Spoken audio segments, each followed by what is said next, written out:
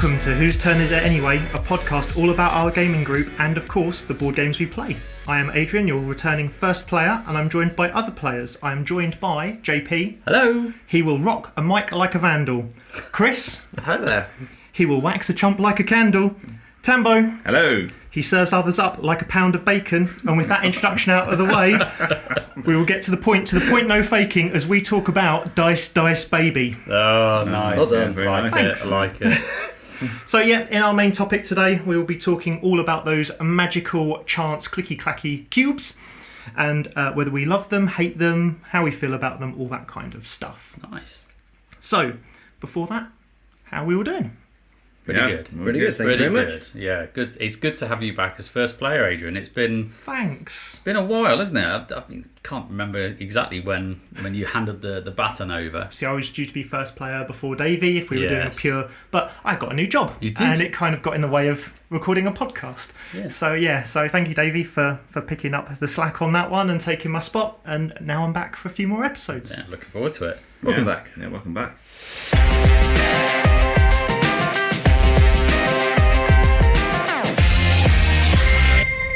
It's now time to talk about you and me and all the good things and the bad things that have been as we talk about Hex. So what great games have we been playing recently? So many games. Lots Lots of games. Yeah. Oh yeah. As always. I mean, mine's a stock answer is loads, isn't it? Because that's all I do. Just loads of games. Endless games. Lots of games. Who started? As you've played lots Me? of games, Yeah. I missed lots of games there. pick one out specifically. So, it was the coronation not long ago, and what better way to celebrate the crowning of our new king is by playing a game of board games and not watching anything on the telly. I think that's what most of us do. Yeah. That's So, a great priority there. so it was kind of like I had a rare weekend where I think my son was out doing Ninja Warrior for a birthday, and my daughter was out visiting her friends, and my wife was out on a hen do. So literally it was just me, the house, and the dog, and lots of board games. So yeah, we played loads of games. And You and the dog? Or... No, the dog was yeah. Right, okay. No, the dog wasn't invited, but I invited some friends over instead, which was a lot better. Poor Rusty. So no, the game I want to talk about actually is Agricola, and Agricola is a game designed by Uwe Rosenberg, who we actually did an episode not so long ago, and I think I had the lovely kind of spot of explaining Agricola during the episode, and it had been 6 years since I played it, and I didn't do a great job, I'm going to be completely honest, because I was trying to remember the game and I'm sure how it was worked. spot on, No, really. it was not. And I thought, you know what, I'm going to do in this Let's Talk About Hex segment, I'm going to redo it, because I've actually played it a lot more times because I've bought it. And one of the reasons why I purchased Agricola was actually to play with my family. And I'm glad, because like my son Josh, he absolutely loves it. He's completely, he keeps like, I want to, get all the wood and the clay and the reeds and do all the things and stuff like that. And he's completely like obsessed, to the point where he's asked me to play it solo, which I don't have to be offended or proud. I haven't quite worked that out. It takes after you. Yeah, Have you that's seen true. you playing it a load of times? Yeah, exactly. So anyway, so Agricola, for those that kind of don't know what it is a medieval 17th century farming game. I know it's exciting, Right, okay. exciting themes, and it's basically set in a time where farming was bloody hard work, and it's bleak, and essentially keeping your family members fed and alive is a chore, and it's tough. And the game kind of portrays that quite well, because you've always got this threat of keeping basically your family fed at each harvest. So every harvest time, you have to kind of make sure that you have enough provisions to keep everyone going. Otherwise, you have to beg for food. I think I called it shame last time. It's actually begging, and you get a kind of negative point. Shame for food. Shame.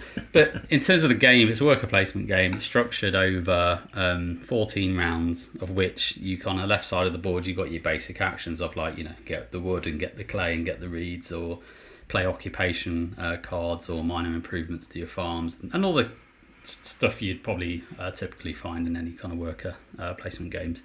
But the kind of unique twist in it is that the game's broken over 6 stages, and each stage has a series of cards, and every round one of those cards gets revealed, and it reveals their new worker placement spot. So it's kind of like in stage 1, you'll have the ability to build like fences and basically renovate your house from its wooden structures to clay to stone, and basically then sheep start appearing to the sheep markets, and again it kind of progresses all the way through, and to the point where you can actually get new family members, so you can kind of breed and not exchange them for farm animals. No, not exchange for farm animals, but get new workers that you instantly, give birth to a baby, and then it turns into a worker, and you put them to work straight Into away. the field. Yeah, Get out there. Yeah, like you're now a fully grown adult. You're 6 months old. Yeah. Get out there. Off you can go.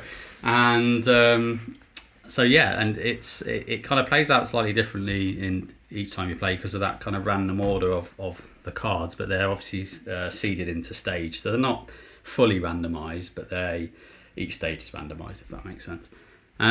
So yeah, it's you can kind of do different things in there. You can kind of build pastures to get your animals in there, and you can breed them, and you can obviously build your house up and extend your house to get more workers, because you need to have rooms for each worker that you have. And you can also grow vegetables and grain, and you can bake bread and do all sorts of funky cool stuff. But what I really like about it is that like the improvement cards in the game are like really basic stuff. So it's like, yes, I've got a pulley system thing, or I've got a ladder, and this ladder's now going to make my farm amazing by doing this X, Y, and Z. And it's just really kind of quaint, cute, typical Uwe Rosenberg style kind of game. And I think you guys, or Tambo, you've played Caverna, so you know a lot of this probably sounds quite familiar because it blends in a lot of the systems. I mean, Agricola came out in 2008, right? So it kind of predates Caverna a little bit. But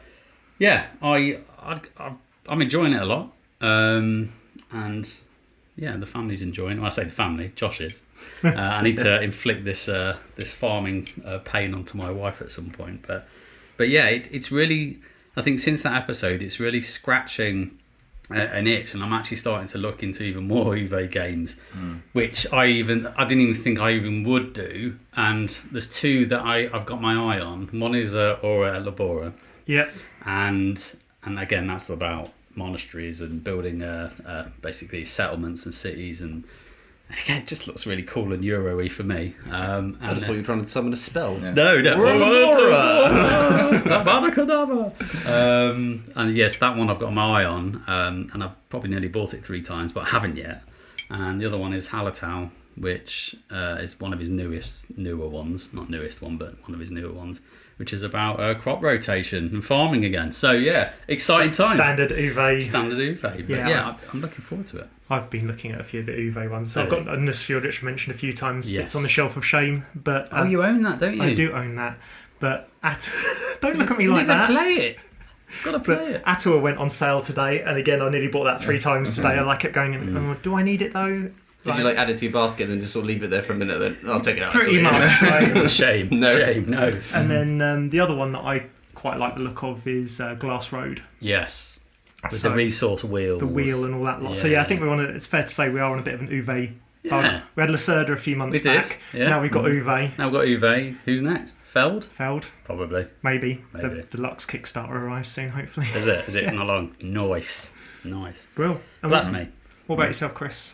So yeah, with the coronation, it was another just excuse to get the family together, play some silly games. So I'm going to mention Sushi Roll was a game that we played.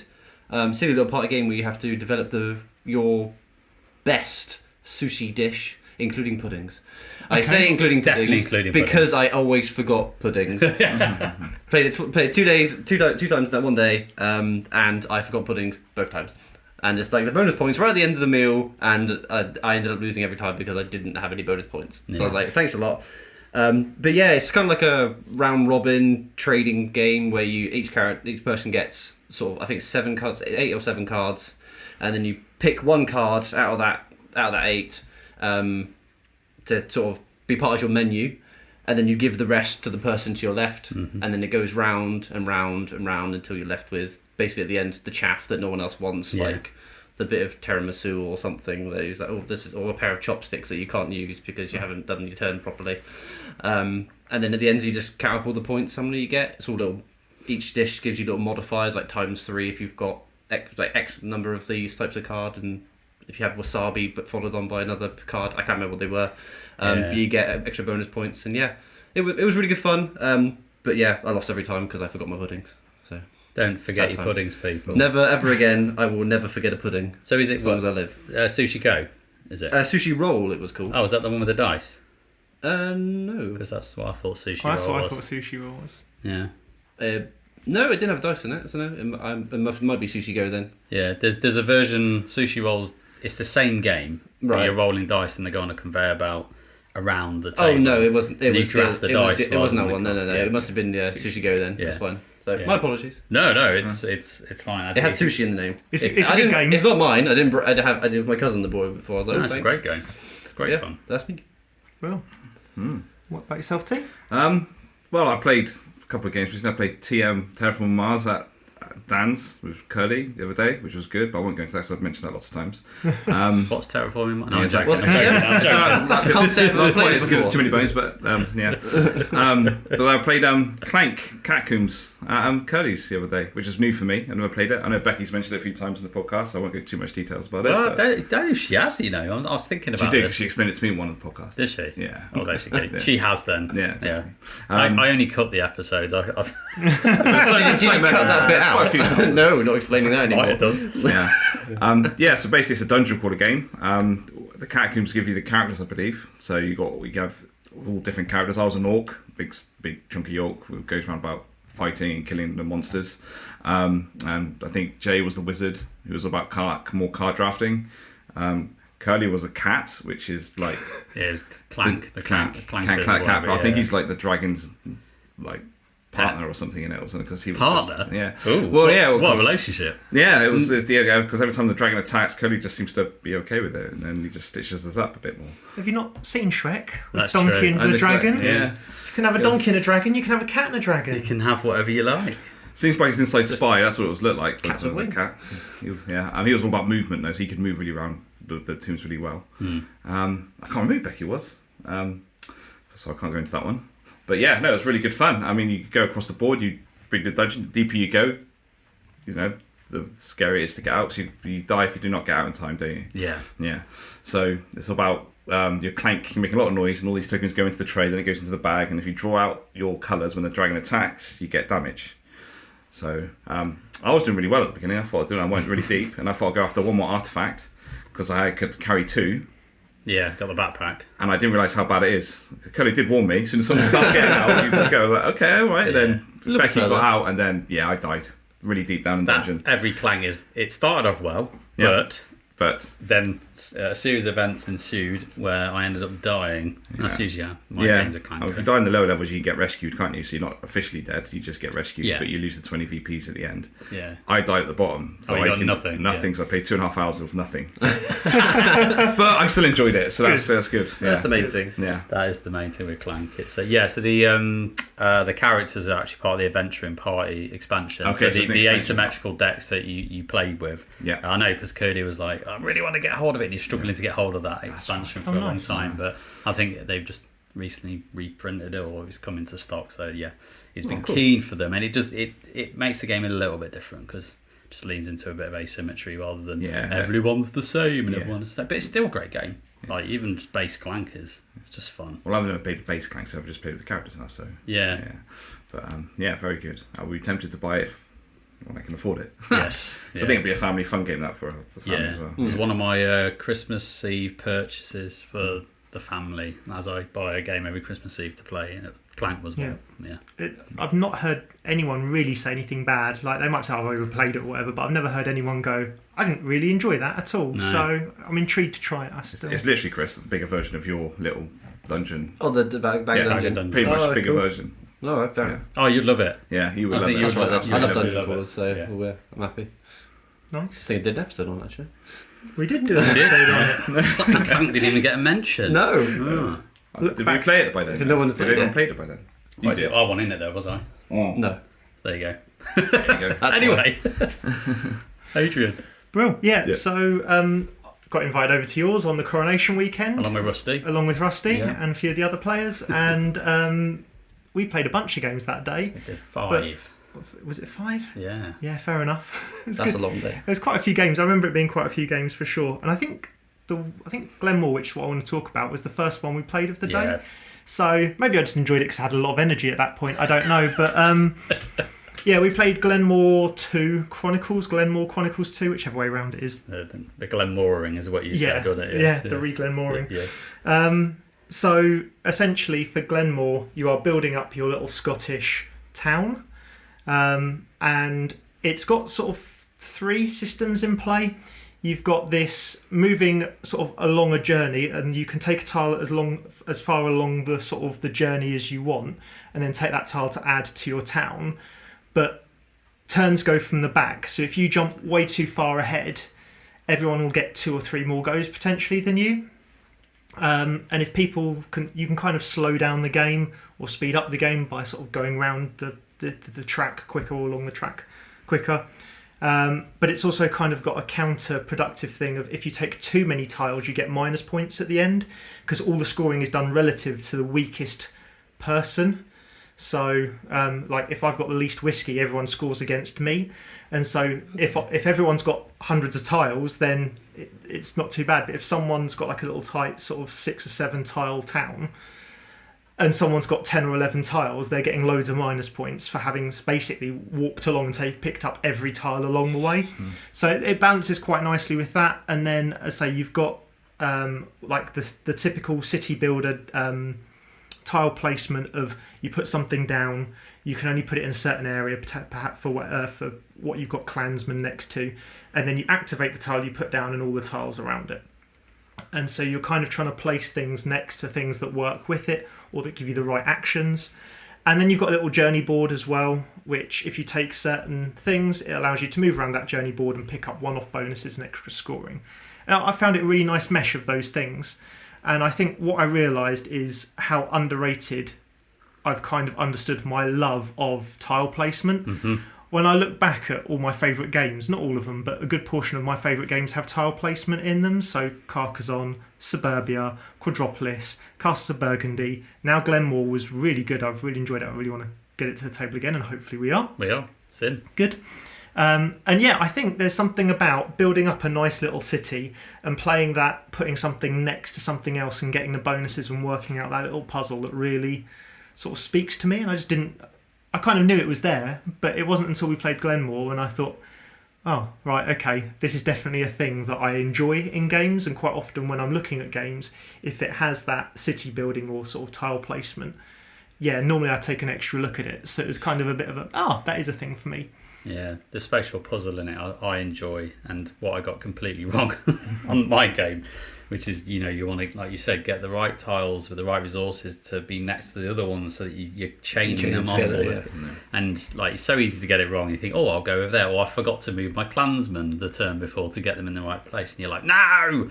So yeah, it's quite crunchy, and the playtime is rapid, fast. I mean, yeah, we were teaching and stuff, but you can get a game in under 90 minutes with this. That's not bad. Yeah. It's that nice sort of midweight Euro time. I think of that hour and a half, maybe a little bit longer. And as you say, it is crunchy. It's not difficult to learn. No. It's not really mean. Yes, you can go and grab the tile that someone wants, but quite often if you're going around far enough to get it, quite often you're losing out elsewhere.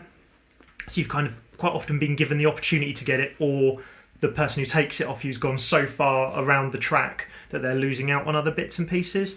And then, just that spatial puzzle. But as you said, you kind of forgot to move one clansman once. And that was your game. Like, not horrifically, you didn't exactly bomb it, but it certainly held you back for a couple of turns. And so there's a nice crunchiness of... There's a bit of planning involved in it, which I do enjoy. And I should know better for playing heavier games. But yeah, it's been ages since I got Glen More to the table, in fairness. I've owned it for a good few years. And when I got it, I played loads of it. And then, like most games, thank you very much, I'll put you on the shelf for a while. And I've really been itching to play it again. And I think you haven't obviously played the Chronicles that come with it. Little mini expansions that you add on to it. The game comes with, I think, 7, 8 little tuck boxes. And they're basically modules that you can throw in that just twist the game up a little bit. It just adds a lot of variation. So one adds a dragon boat race randomly into the mix, where you actually have a dragon boat kind of meeple that races around all of the 4 cities that are in play. That's And cool. yeah, and you've got like the race going on, and you're building the town at the same time, and it's just really interesting. Another one is a simpler one. It adds a hill to the rondelle track, where you can stop on it, collect coins, like a toll that you pay, Right. or you can land on it and get all the resources. And again, just it adds. It's not much, not extra loads of rules, just a bit of flavour. little flavour, a little subtlety. But it's called the Highlander. Of course, yeah, of course it Because is. when I got out for the Highlander module, and it's like, oh, it's a hill. It's a hill. I like the way it's. As it sounds, Yeah. it's a high land. Yeah. You go to the top of the hill and collect coins, as is natural, Yeah, as we always do at the top of I hills. found my bounty. But yeah, there's ones that does like a haggis festival thing, all very stereotypical Scottish themes, whiskey production, which leans into that more. There's one called the penny mobs, where you can kind of get criminals involved. I don't know, like there's loads of stuff I've not played, and I'm just keen to like try them. Yeah. I kind of have a few gaming nights where we can just kind of blitz through them and just see what they're all about. Yeah, it's my perfect sort of weight and length of game for me. Yeah. It's kind of what I like and say. Just it kind of sort of turned that little light bulb on to say, I like tile placement games. Yeah. I do like them. So yeah, so really looking forward to that. Hopefully get a few of the expansions done. We will. Brilliant.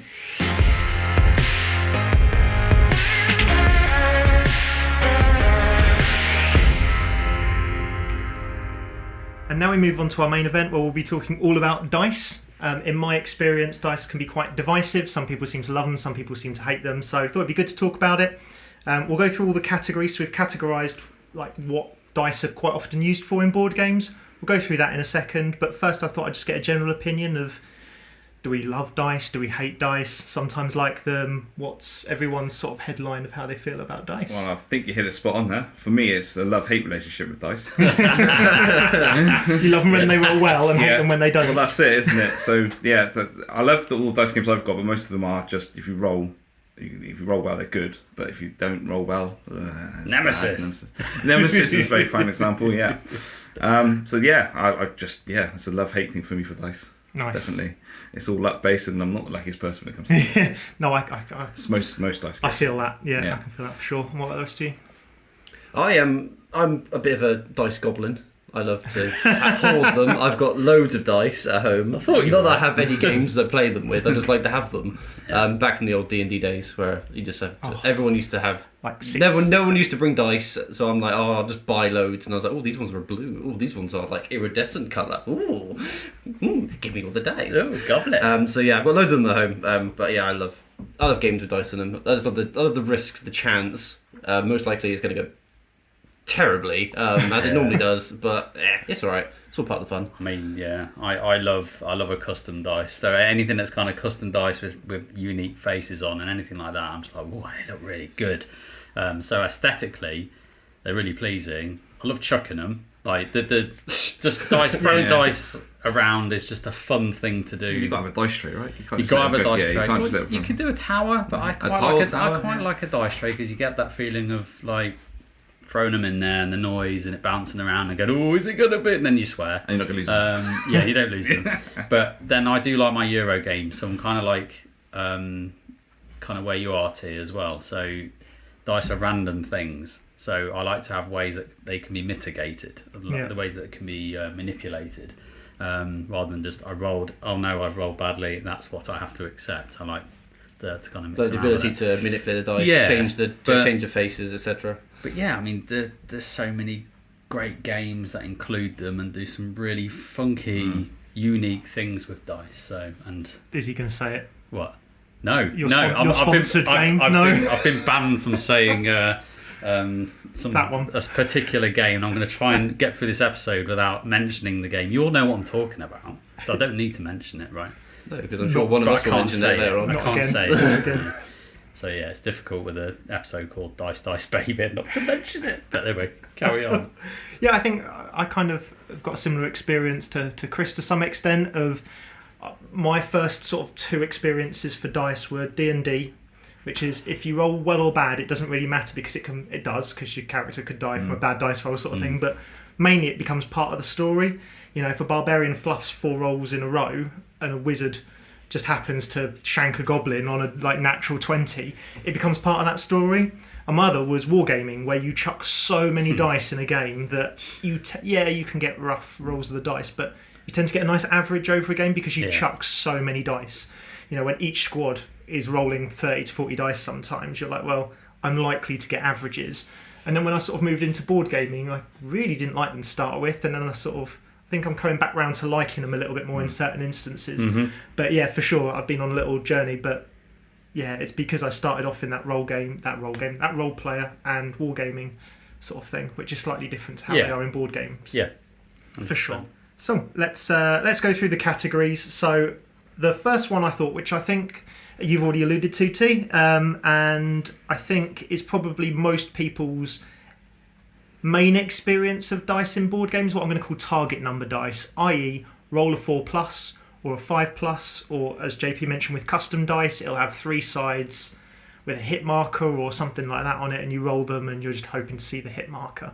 Okay. I feel like this is the most common. I think there's a host of games we could go on forever, like a long list of games this is in.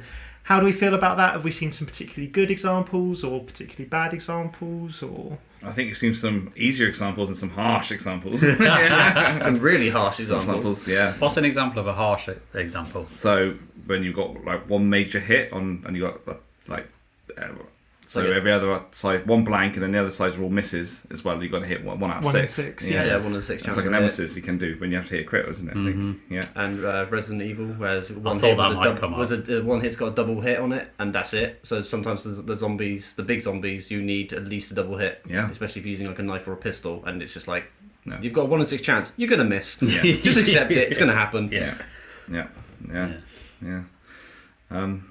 So that's it. So I'm trying to think of more. Star Wars. So yeah, my thought with the custom dice was pretty much anything by FFG, but Imperial Assault first came to mind because that's got a ton of custom dice rolling to hit or not to hit, and then because it's custom dice, they've also put things that give you special abilities, surges. But essentially, it could be it essentially manifests itself into like a 4+ is a hit, but a 5+ is a hit with an extra ability on it because of the way the dice work. But yeah, because they're nice custom dice, and they were probably one of the first companies to be really putting out lots of custom dice. Yeah, that was my first thought of those to hit numbers. Yeah, the one that sprung to my mind is Eclipse, and Eclipse dice are very straightforward. You've got a blank, which is your 1. You've got your hit, which is your 6, and then you've literally got the numbers of 2, 3, 4, 5. But the dice themselves aren't that special because I literally could just be a D6, and I think in the first edition they were literally just a standard D6 dice. But it's the way the game kind of plays the rules around that, and the fact that you can have like spaceships with shields on, which will mitigate computers, and that will modify the results of what you roll and things like that, which makes it a bit more unique rather than, haha, we have a fight, roll the dice, oh shit, I've missed.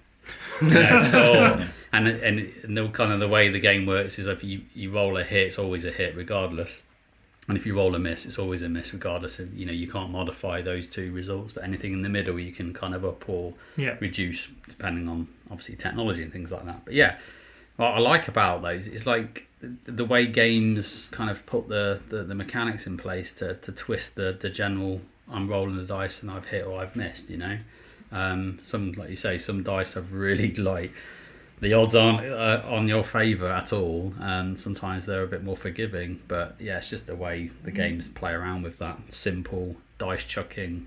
Have I killed something? Have I not killed something? It can be quite interesting.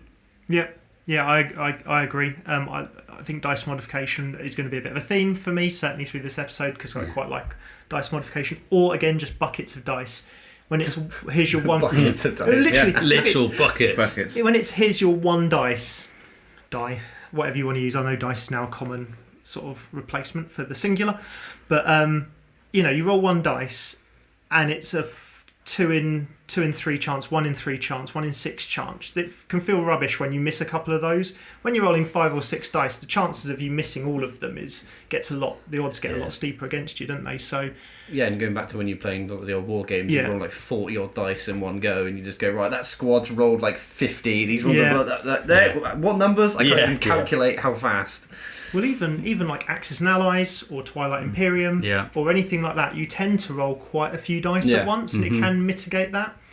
I also don't like it when they make dice rolls and then they add a random thing to the dice rolls, because I find that that's just adding random on random, and I can't. That my Euro game does not get on with The that. chaos theory involved in that is mad. But yeah, so yeah, that's pretty much target numbers. I think. Anyone got anything else they wanted to add around target numbers? I mean, not really. It's quite a straightforward thing, isn't it? It's like you say, it's a common use of dice. That's what you tend to gravitate towards when you say, dice in games is rolling and hitting, getting a hit or miss. Yeah. Pretty much, yeah. But I mean, it's used for a ton of things. Whether it's, I think you mentioned Dead of Winter, Yeah. where you're looking to roll over a certain number. It doesn't have to be a hit dice or anything like that. It's just you're looking to roll over that certain number. Yeah. And you've got a whatever chance, whether it's a D6 or 6-sided dice, or a D8 8-sided dice, or D10s, D12s, whatever it is. You're essentially giving yourself a chance to roll or not It's to also roll. those dice games like Zombicide, for instance. You roll a lot of dice, Yeah. and the second edition. But then when we brought their all-out dice into this equation, you have a decision to roll either 6 dice, and then you in the one roll you have your 6 for your chainsaw, Right. Okay. and then you get the all-out dice, but there's a breakage symbol on it. So if you roll the break symbol, you break your weapon. But you've got more chance to interesting. hit. So it kind of makes a gamble. Yeah. Yeah. Do you want to push the push weapon, get yeah. more hits out of it at the risk of it breaking in half? And that actually completely changed the game for me. I thought that was a great aspect of it. Oh, yeah, I haven't played Zombicide since. I want to say Rue Morgue was the last one. Oh, it might have been. That's first edition Zombicide. Yeah, isn't it might be the second, not the Black Plague or whatever it's called. Yeah, the fantasy. The fantasy one. I think I played a couple of games of that. So I'm sure they've come up with loads of innovation since then. Because Definitely. my memory of it is just chucking a handful of dice repeatedly. I mean, it's still the same. Yeah. It's still the same, It's just get your optionality if you want to make it even riskier, but also might get more hits. So it just twist changed it a it. bit, Yeah. And I think designers and developers have got sort of into a habit of putting these target number dice more into sort of more thematic games and less Euro games, because I think a lot of people do have that aversion in Euro games of adding too much chance and luck into it, and therefore 100%. these target number dice seem to have been held a little bit more towards I always hate using the term, but Ameritrash. So those kind of roll buckets of dice and thematic dungeon crawlers and all that kind of stuff. So they seem to have found their spot in there because it gives you the love of, I've just rolled 6 6s or whatever, have that horrible alien. Or that, oh no, I'm probably going to die in this dungeon right now because I've just rolled a handful of trash. Yeah. So yeah, they do seem to be sitting in that category a lot more. So moving on to the next category. So the next one I've got down is action dice. So you roll a dice or a handful of dice and it determines what actions you can do on that turn. So it might be every turn you have 5 dice. You roll them, quite often they're symbol dice rather than numbers, but sometimes they are numbers.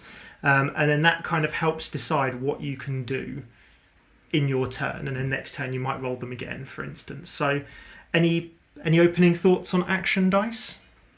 I think for me, Cubitos just springs out on my mind. So that's a game of you rolling very cute, tiny little dice. Like they're the smallest dice I've ever rolled. It's like they've shrunk them and you end up like having 10 of them, but they still all fit in the palm of your hand. It's very cool. It's very cool. But that's the same similar thing. You're rolling lots of those dice. You're getting. I'm calling them hits because that's what the game calls them, hits. But it just means there's a symbol on them. Yeah. And then depending on what kind of dice you're rolling, depending on what symbols are, depending on what actions you can do. So they'll trigger certain effects in the game. Like some will just give you straight up cash.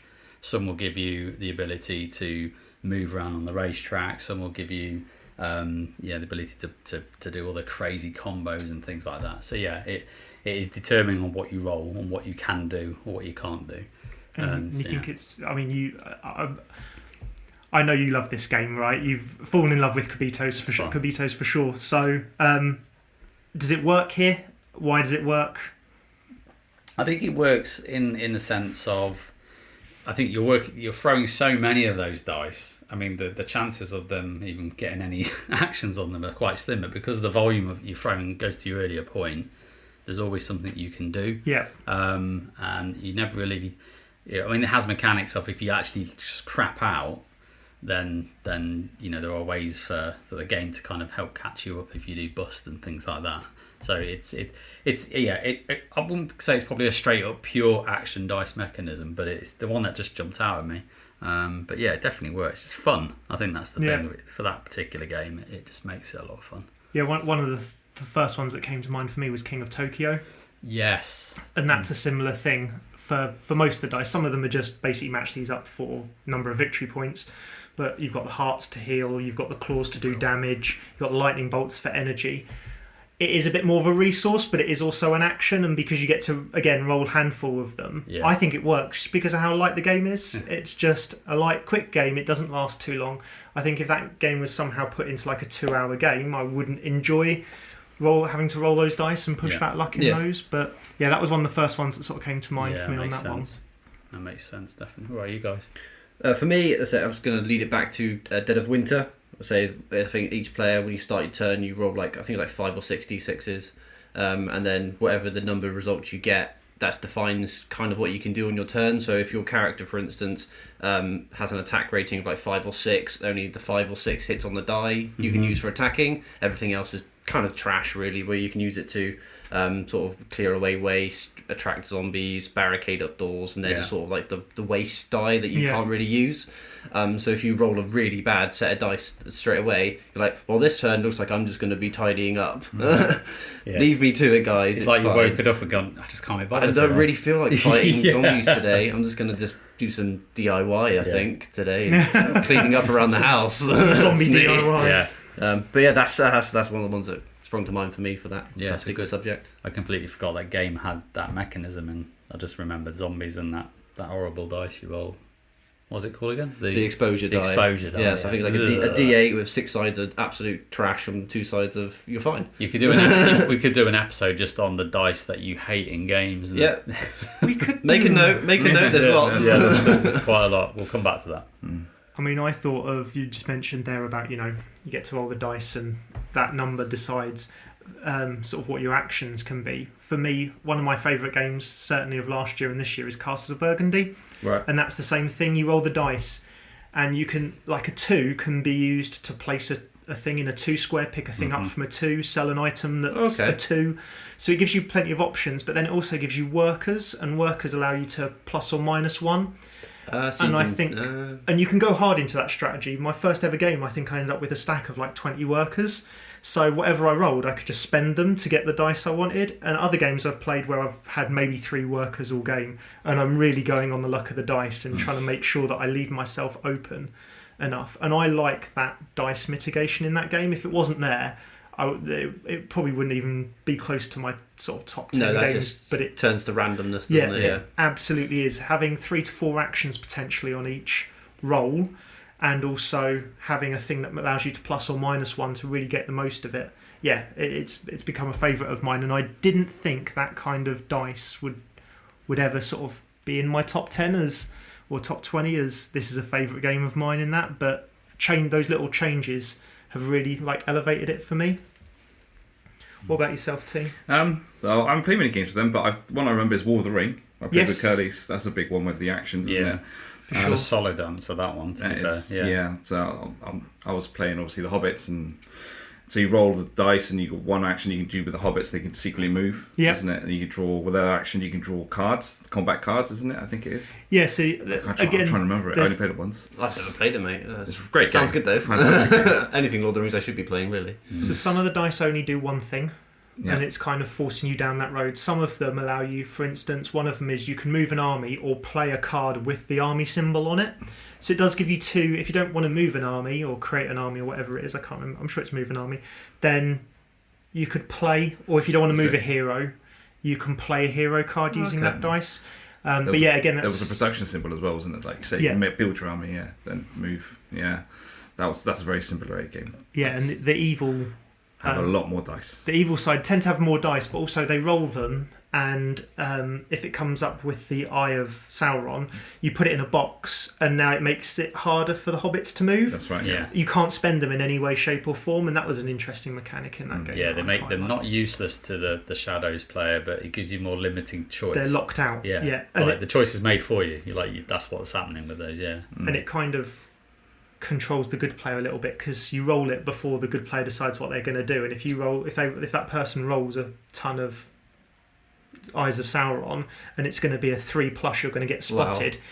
That's You're cool. not moving anywhere. Whereas if they've not decided to put any dice into that pool and they don't roll any, I just walk around. I'll just as wander you, around yeah, today just then. as you fancy. Like just it's all good. Enjoy An some epic second game. breakfast. It's an epic game. Yeah. So one of the games that came out for this that I'll be honest I didn't particularly enjoy is actually one that a couple of members of this group are really in love with at the moment, which is Ashes. Ah, okay. So Ashes has the same thing. You roll a handful of dice and it tells you what actions and abilities you can do on that turn. There isn't a lot of mitigation in it, which I think put me off a little bit. And because you're also dealing with a deck of cards, which are also randomised, it was just too... I loved my first game of that. I genuinely did. And then after a while I was like, man, this is random on random and I can't... for a game that feels like it's competitive to some extent, I really struggled with it after a few plays. I think if you play it for fun and just a laugh and can try this character this time, which I think is what you guys are doing at the moment, you and Rob, 100%. I think it actually probably sits well because it offers a lot of randomness that you have to work with tactically. Yeah. Whereas I was trying to use it to replace more competitive, Like Magic. like Magic Right. or Star Wars Destiny or any of those kind of trading card style games. And it's just too much randomness. Totally threw me off of it, I'll be honest. But it was one of the first games as well, as say, when we thought about this action dice, I thought of King of Tokyo and then I immediately thought of Ashes because they were kind of the two opposite ends of the spectrum of here's a light game that I enjoy with loads of randomness because it's also got cards that come out that you just buy randomly for stupid powers, and then here's one where I treated it slightly differently, Right. and therefore it didn't work for me with those action dice. Yeah. Yeah, it's fair. It's fair. I mean, you're right. I definitely approach it at the more casual end because I think whenever card games gets too competitive, I just lose interest. Yeah. Like, I did the same. We got into Keyforge and then we started to play it a lot, and it's like, no, just, keep it casual, guys. Keep it casual. But yeah, you say you can't mitigate them, but you can obviously meditate. And you can ditch cards off your decks to adjust the spell dice, essentially, that you can change to whatever symbol you want in order to enact it. But obviously it's a cost. It's a cost of you milling your deck to do it. So, and obviously you could mill a card that you really want. And it's a very small deck. If it was like double the size, milling wouldn't feel... But obviously that's part of the balancing act. Yes. But yeah, having to mill a couple of cards off the top of your deck because you've got a rubbish roll felt quite penalising. I remember that. Doesn't mean it, Rob. Yeah, sorry. As I say, my first couple of plays with it, I fell in love with it because I was like, this could... All of my friends that play Commander and other sort of like more competitive trading card games and stuff like that, I was like, I'm going to show this to them. And then after a handful of plays, I was like, I can't show this to them. So, yeah. Brill. So that is the action dice. And next we're on to strength dice, where you roll dice and each side is essentially worth a strength of something. So 6 will be stronger than a 5, and quite often you're either drafting these dice or sort of putting them in an order, and sometimes you can use the weaker ones for certain actions and the stronger ones for other actions. But it tends to be that you need to, rather than action dice where it specifically tells you a 5 or a 4 can only go here, it tends to be that 6 are better at doing this, or 1s are better at doing that, for instance. And the two that came off the top of my head, I think purely because we've played them recently, were Coimbra and Lorenzo, and they're quite different takes on that category. Both Euro games. Yeah. But one is here's your workers, they're all worth this value rolled by a dice, and the other is here's a big pile of dice, some you want to pick the low ones for and some you want to pick the high numbers for. And I've enjoyed both of those, actually. I think they're both pretty good takes on that. Has anyone else had other games or other thoughts on this kind of dice? I think we were talking before the recording to you, weren't we, about Bitoku? Yeah, Bitoku, Which is probably a blend, isn't it? I'm trying to remember. I've only played the game once, so this is now crawling into the echelons of my my brain. But I know that it kind of has a aging kind of mechanic, that the dice kind of age and power and level up, and then they can do things and take more actions on the board. But I think is there limited slots on the number, like what you I roll? think it's like 4 players, there's 4 slots, and it's the slots get less and the less people you have. That's right. And it's 5 or 6 pushes you up halfway at the board, but then you reduce it back to number 2 or 1. Yeah, you so kind it of loses its reset power, it, but it puts you up to the top of the board, which you can then do the bigger powers, basically. Yeah, and I can't remember. Do you ever roll those dice? No.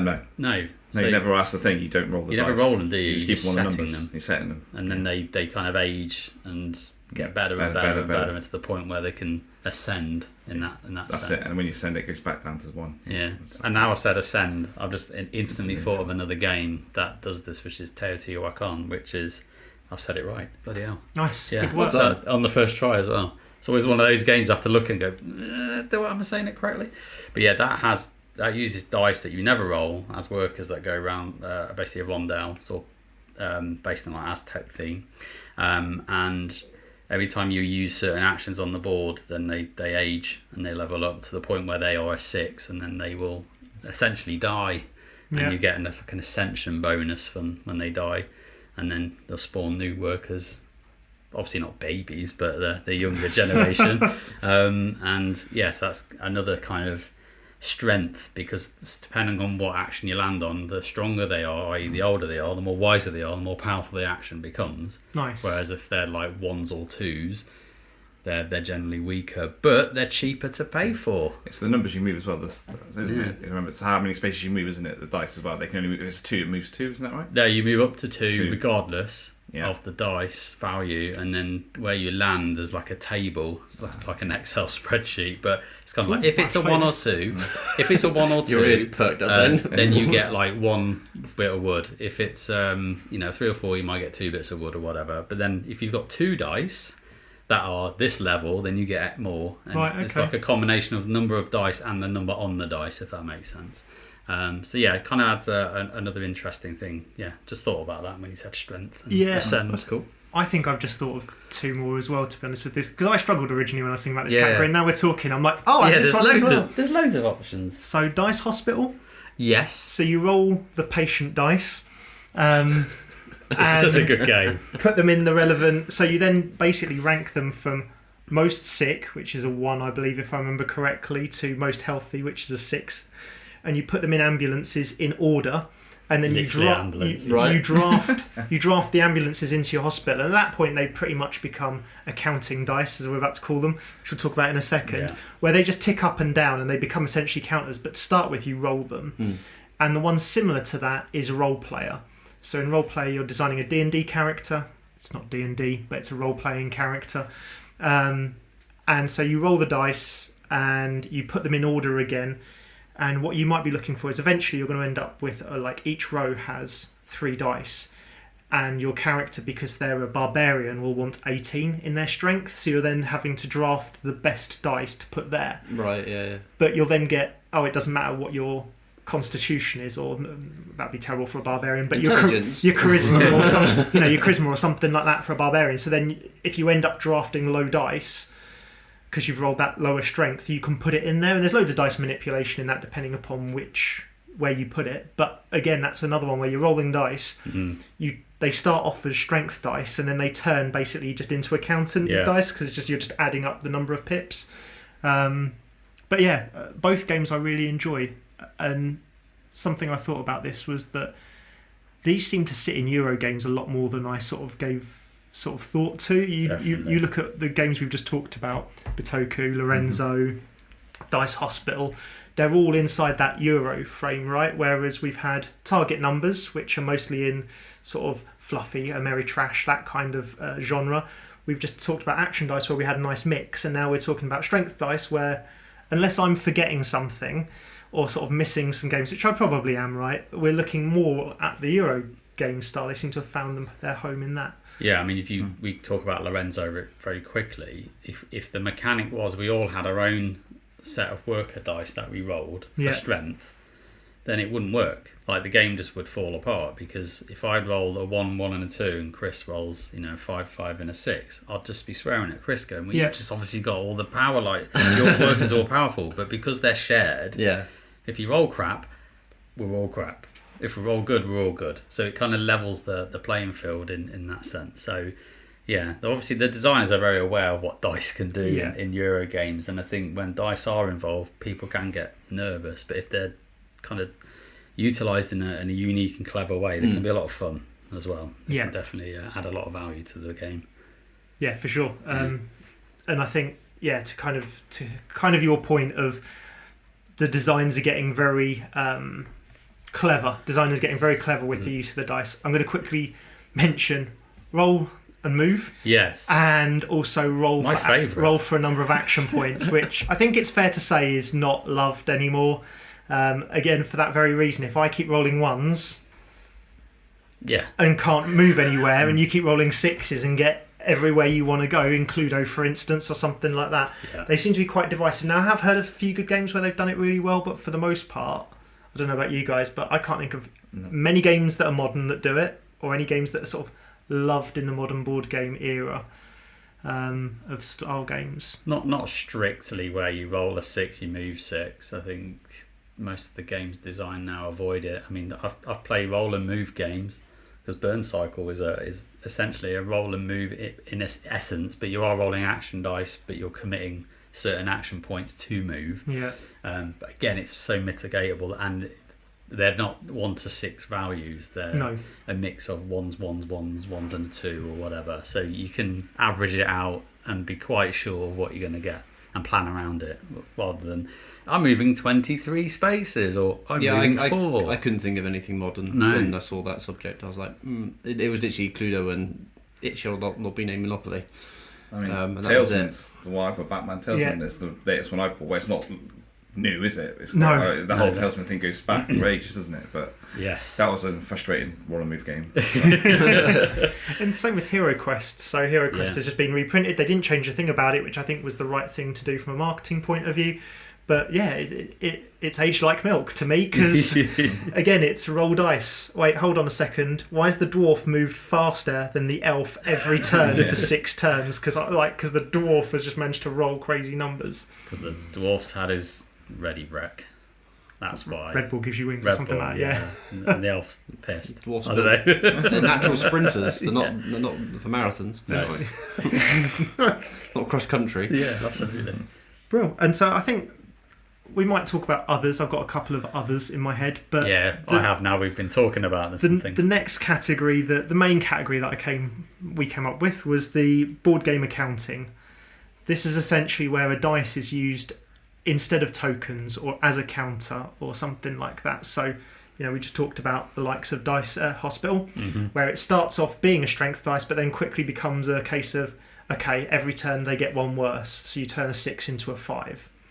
Or a 5 into a 4. You could essentially just have a stack of tokens and start and take them on and off. Yeah. And so dice become used for accounting. How do we all feel about that? Yeah, I mean, one of my kind of games that I'm really enjoying at the moment is Beyond the Sun, and that uses dice in a way that you think, why did they use dice? They didn't need to use dice. They could have just used, like you say, tokens or resources, but because the dice are kind of multi-use in the fact that they can be like caches, or they can be population or ships, and so they're kind of used as a resource that you can uptick and downtick depending on what you're doing.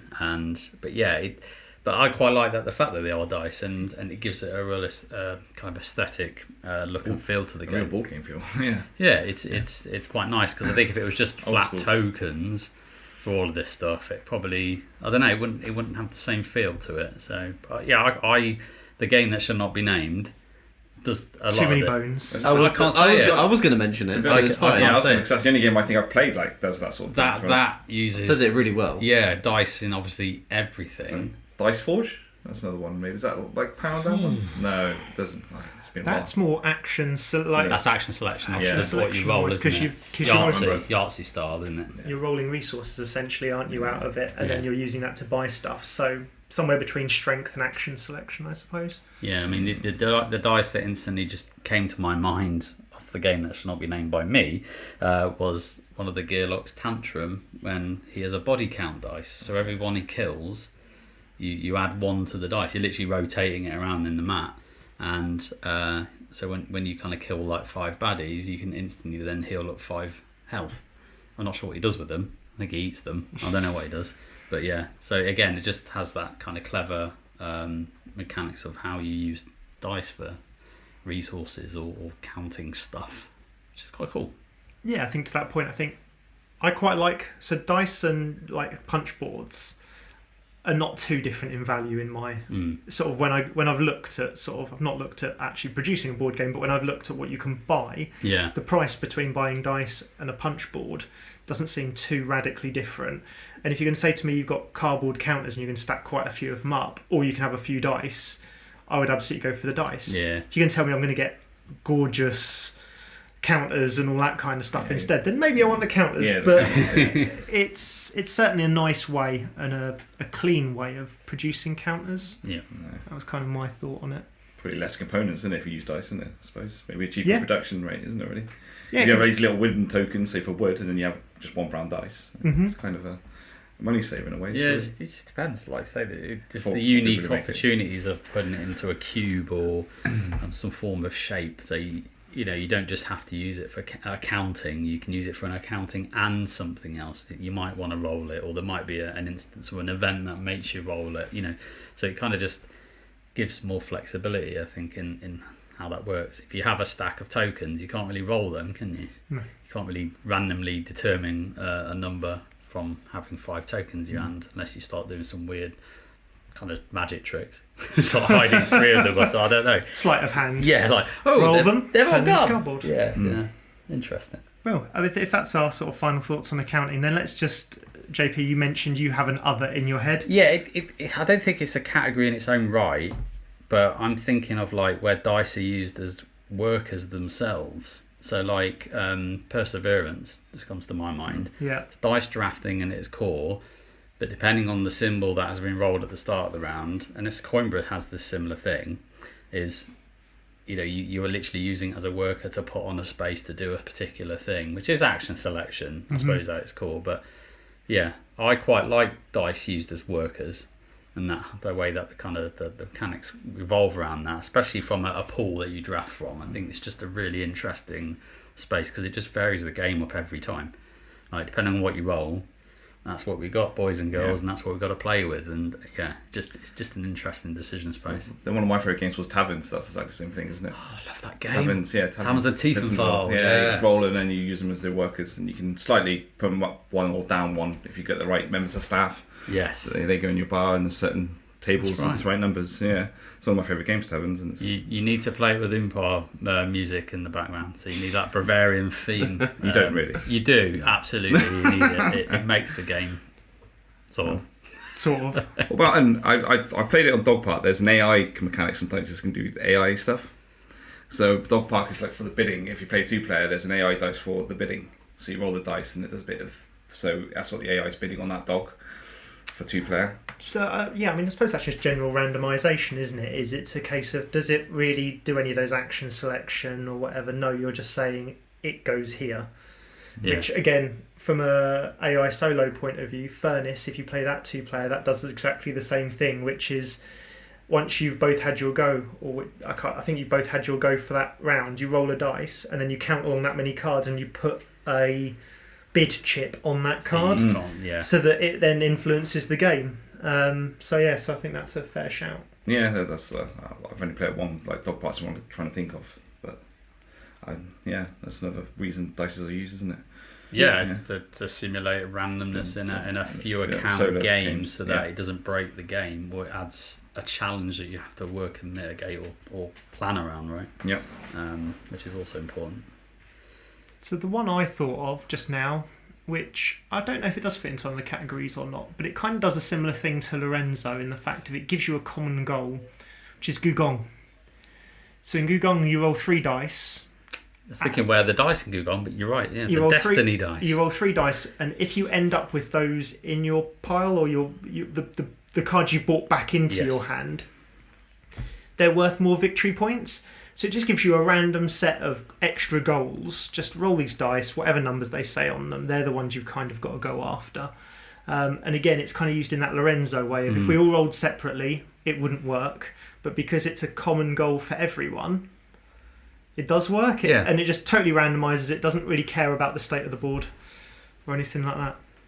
Has anyone else got any other ideas or any other honourable mentions? Just another one that's just literally... JP's just lit up. You, like you a go Christmas for it. tree. You are literally grinning from ear to ear. You I'm go talking for it. about it. I'm You going go through for my it. collections going, what games have I got Does that one dice have in? dice? What's No. different? Does that one have dice? Yes. Dice Forge. Right? Oh, so right, you have dice that you can physically customise as you play. So they're like Lego dice. So all the faces are like Lego faces you ping off, and you buy better faces for your dice to improve them. So again, that I think it's not the only game to do that, but there's not many out there that allow you to fully kind of customise your dice as you play. So yeah, that I just wanted to mention that it's a dice game. No, that's quite clever. Talk Yeah, about Dice Forge. It's so on the lighter end, it's quite random because you literally just chuck in dice all the time, but it's got some really clever mechanisms in it, definitely.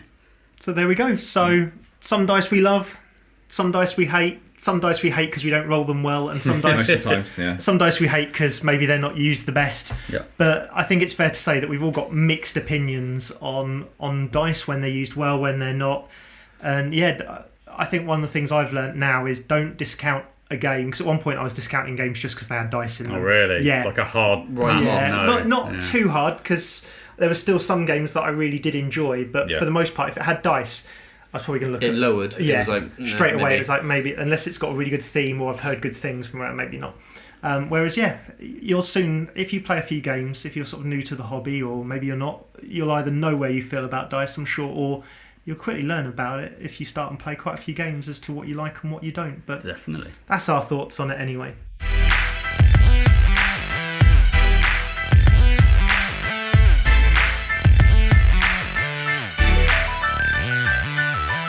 So on to our turn 4, and we're going to change our turn 4.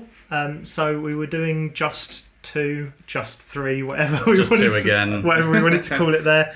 But we recently had an episode which was Would You Rather, and you guys out there basically told us that you thought it was amazing because we had so much engagement on those posts, loads of people getting involved, and we thought, wouldn't it be great if we could put a little bit of that into every episode where you guys can have an opinion or just a laugh with that and get involved. So we are now changing turn 4 into a Would You Rather section. We are. And Okay. big thanks to Davey, because Davey came up with this episode, and you're right, we just had so many comments. We've actually had so many Would You Rathers prepared for that episode that we just couldn't use, that are in the storage container. And who knows, now we've got a segment that might get through a come few out. more of them. But we're trying to theme these to the episodes, right? I believe. We are. Oh, cool. Well, I've tried to at least in this episode. I like that. It's good. So my Would You Rather is every time you have to play a dice game, you have to listen on a loop to Vannila Ice's Ice Ice Baby. Oh. Or every time you have to play a game with cards in it, you have to listen on a loop to Lady Gaga's Poker Face. Okay. I'm going. Shit. Because do you play more dice games? I know, Do you I play know. more card games? I know. I mean, you'd be stuffed either way because Too Many Bones has got both. I in it. know. I'm And basically you'd have listening to- to Vannila Ice, right? Yeah. I think that's a given. So But it's got cards in it. So are you listening to one Ice Ice Baby followed by Poker Yeah. Face followed by Ice Ice Baby followed by Poker Face? It has to cut and pause and swap between both Can I depending on mix what them you're both doing. together as one soundtrack? Like a Or do I have to mashup? have like one headphone, like earphone in each, and I have to simultaneously digest these songs? They all sound dreadful, so we'll let you choose which of those. I will probably go with Vannila Ice, even though probably after the 4th time of listening to it, it will probably start to melt my brain and go, ugh. But then at least I'll know the lyrics. It's true. Yeah. And maybe quote them all the time in episodes. At the start of the episode, just in case. But yeah, I'm going to go with Vannila Ice because of the fact that the game I can't talk about has a lot of them in. It's me. I'd pick Ice Ice Baby. Yeah. You like it? Yeah, It's a great song. Yeah. Great stuff. I listen to it every day anyway. It's fine. And you're rolling dice. Part of my playlist. It's fine. It'll be on there somewhere. It'll come around. Chris the Dice Goblin listening to Vannila Ice. Yeah. Yeah. Sweet. sometimes sit there at my desk working, just rolling dice in your hand like an evil genius. Just, what can I do with this? Fun fact, though. Ice, baby. Fun fact, what's Vannila Ice's real name? Pass. Do you not know? No. Oh. Do you know? Is it vanilla, by any chance? No. I think it's Rob Van Winkle or something like that. Oh, yeah, no, I have heard that, Yeah. I've gone off on a tangent That's here, a pub quiz answer. Yeah, Thank it's you. a pub quiz, yeah. There you go. If you got that in a pub quiz coming up, you're welcome. His two kids, Pod and Seed. What about you, T? I think Poker face. I hate Lady Gaga. Oh, there you go. I think that answers That's that it. question. But yeah, and when it comes to games with dice and card games, I prefer the mix. So it'd have to be a mix, I suppose, if it goes towards the board game end. So we've got dice and cards in your hand. Yeah. Maybe Yeah. ice face. Yeah, ice face. Yeah. Or poker baby. Poker baby. So, Poker baby. so do you guys know how to annoy Lady Gaga? What, your Poker face. Poker face. But Apparently we're doing jokes in this segment now. Yeah. I think we want to step the quality of the jokes up. Bless you. Terrible jokes. Terrible jokes. Sorry about that. That's You can cut all right. that one out if you No, want. no, I'm leaving that in, mate. Seems legitimate. Yeah. I'll be honest, I settled on Poker Face and card games because Ice Baby, as funny as it is, would irritate me within 30 seconds. And I don't actually mind Lady Gaga, so as much as I think Poker Face on repeat forever would do my head in, I think I'd rather do that and play card games rather than be stuck with playing a dice game and having to listen to Ice It's Baby. fair. That's It's kind of fair, the way man. I went with that one. Yeah. It's Well, fair. Well, there you go. Let us know. Would you rather play dice games forever with Ice Baby or card games forever with Poker Face? We want to know. If it's forever, you want to mix them, right? Otherwise, you're just the same song all the time. Well, you've got to have one or the other. Yeah. Oh, right, okay. Ice Baby then. Yeah. Begrudgingly. Yeah, begrudgingly, it'll be Ice Baby.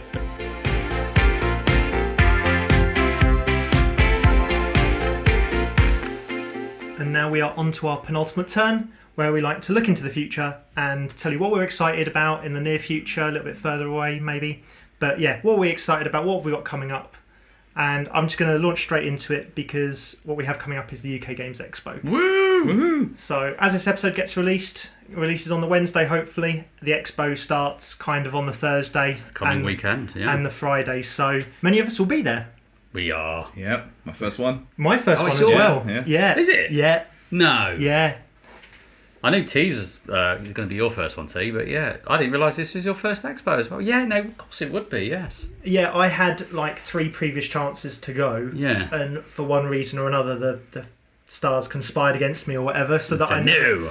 I never ended up going. So Ah, no. yeah, it's It's going to be awesome. gonna be the first one. But there's gonna be plenty of us there. We are likely to look like a terrible biker gang, decked out in hoodies with logos on and t-shirts with logos on. So all we'd say is please come up, come and say hello. Let us know how the expo's going for you. Let us know if there's anything we need to visit or that was particularly good that we should check out or anything like that.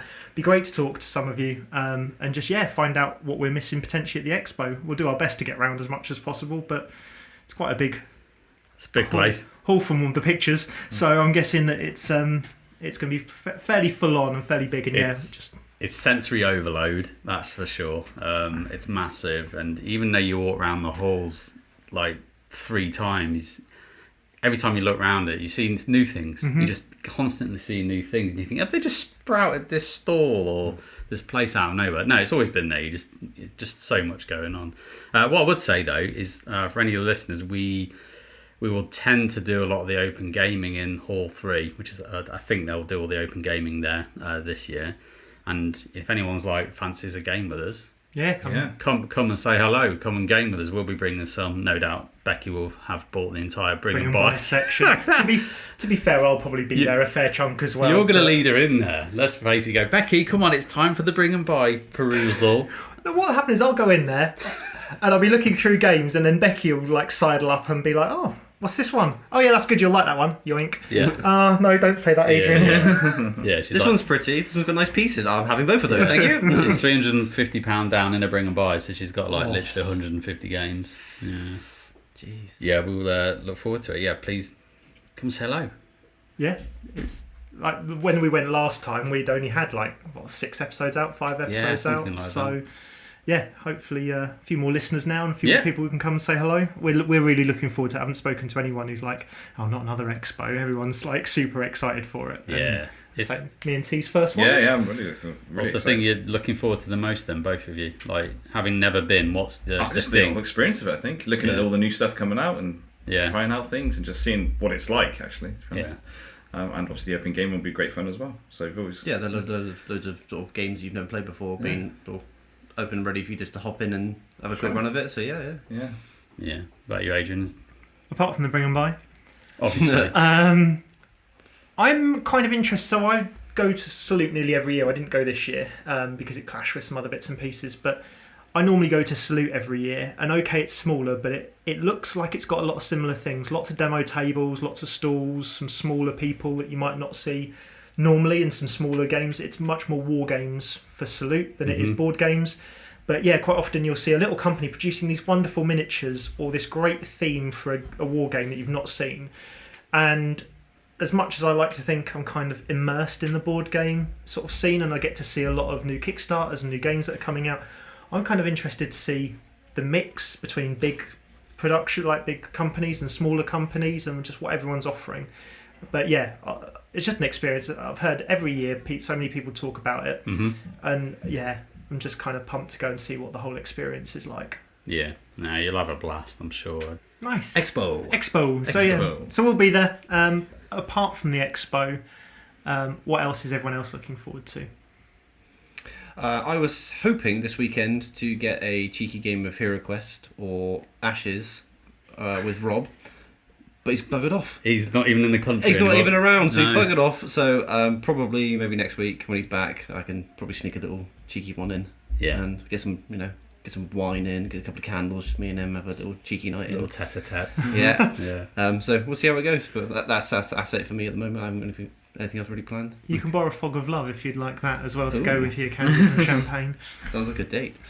It's me and you. It's pretty much what that game is about. Yeah. I played it with Ian once. That was an experience. Oh, Yeah. it would be with Ian. Yeah, because he really lent into the role playing. This was in Expo as well. He lent into the role playing, and I was like, I'm not sure how I feel about this. I'm in the middle of this massive hall. I've got someone demoing the game. Ian's like, no, you never take me anywhere. It's like, what is going on? So I've only played it once, and it's sat on my collection for ages. And they were like, "I'm not playing this with you. It's about going on a date, and it's never. It's too close. You never Like, take me on a date anyway. Never. We're not role playing. Us going on a date, and then we put it out on the table, and we both role played. We I think like you have rolled these to. narcissistic, horrible people, basically, and we just led into it really hard. We were just horrible to each other the whole way through. Can you stop eating so loud? Yeah. Close your mouth. Yeah, so we'll line that up for you and Rob for your romantic night in. Yeah, sounds good. Sweet. I'll try and put something in the diary. Nice. Nice. Not much really. I've got Nemesis coming up Sunday, which will be good fun with the group. Looking forward to my gaming table. It's end of July. Oh, yeah. yeah. I remember you talking about this. Hopefully, if it's going on time, end of July. It's looking okay at the moment through Kickstarter. This is the metal one, isn't it? Is that right? Yeah, the metal one. Yeah. The Ironside. Ironside. That's it. Table. This is the one where you can bolt several of them together if you wanted to. I was so close to back because you can turn it into a wargaming table if you buy 2 of them. Yeah, get the extra. But yeah, I just didn't have space for it and didn't really have the money. But man, that looks good. Yeah, it's I going to be good fun. I Yeah. didn't realise it was that one you'd backed. Yeah, and you got the wooden planks, and you can turn them into little coffee tables or put on planks on top, I believe. So it's another level if you wanted to. So you get all the 2-tier effects. You can you have can like do, the yeah. board up higher and things underneath slightly. Yeah, and I've got different coloured mats that go on the bottom base, so it's not set like yours is, but I've Yeah. got a couple of different, like one in space, one's water, one's Yeah. sky, stuff like that. Yeah, so that's looking forward to that. I just had the shipping bill, but we knew that was going to be expensive anyway. But yeah, no, it's hopefully going to be that's what I've got to look forward to. I'm actually And looking. the Expo. Yeah, I'm looking forward to. I haven't been round your house for a long time, but I'm actually coming to your game of Caverna. Yes. So I can't remember That's when a it couple months is, away. but I'm sure your table probably won't be ready by then. But I know you've extended your house, Yeah. and I haven't even I seen might it even have yet. a new driveway by then as well. Will you? Yeah, hopefully. Nice. So yeah, I look forward to seeing that, mate. Yeah. That should be good. You don't leave your house to play games. I do if I can escape. It's not a choice that it's not that I don't want to. It's just that my family and kids keep me here because I can't leave them on their own. It's frowned upon. It's true. Yeah. Fair enough. I Otherwise, think I if you would. book a game like 2 months in advance, you might get GP. Yeah. Yeah. Yeah, which is what he did. Yeah, that's what he did. What he did. He went, oh, I can make that. I'm coming. Yeah. Just threw me when you turned up at someone else's house, basically. Yeah. What are you doing at Curly's? You never leave home. Yeah. There we go. So for me, I've got a few in the roster, as you can imagine. The one I'm actually looking forward to is Viticulture World, which is the cooperative expansion for Viticulture. So for those that don't know, Viticulture is the winemaking game.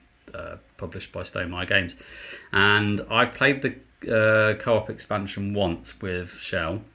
I managed to get a game of it on our anniversary one year, which was fun, and she played it. But my wife's not a big gamer, and she'll only do it to kind of keep me happy every now and then. So I'm actually just looking forward to getting that out more, really. I love Viticulture as a game. I think it's good fun for kind of what it is, and the co-op expansion just adds different regions around the world. So you've kind of got like South America, Europe, and different things, and they all work and twist the game up in different ways. Probably similar to what we were talking about earlier about Glen More, the Chronicles. But yeah, you kind of play through a series of events / stages, and you're all working together on your own farms. Vineyards, not farms. That's Agricola in my head, isn't it? Vineyards to make the wine, and you can kind of trade resources with each other, and you can upgrade the worker placement spots on the board, and you can kind of chain. If I go to this space on the left, then I'll get the resource bonus on to the space to the right, and you can kind of manipulate the board in different ways, which is quite an interesting thing. So yeah, I'm just looking forward to getting that to the table, because it's been sat on the shelf for far too long. Yeah, I was gutted I couldn't make that one. Yeah. I nearly bought it myself, and then just undernard on it a little bit, and unfortunately just couldn't make the night you put up for it. So maybe another time. We'll do more, because there's a lot of regions in the pack, so I'm sure we'll do more, unless I really hate it. But I enjoyed the first play. I just, like many things, just need to get it to the table more, like every game I own. Nice. Yeah, that's me. Cool. And that's the episode pretty much over with. So if you've enjoyed the show, please like, subscribe and review on your podcast player of choice. If you know someone who might enjoy this episode, please share it with them. Make it their turn. Yeah. In the Whose Turn Is It Anyway? Please do. And if you want to get in contact with us, please do. You've probably heard it a few times before, but we are contactable via Facebook, Instagram, TikTok, Board Game Geek, or via email. All of the details for that will be in the show notes. We'll be back in a couple of weeks' time with another episode. Until then, whose turn is it anyway? Let's get out of here. Word to your mother.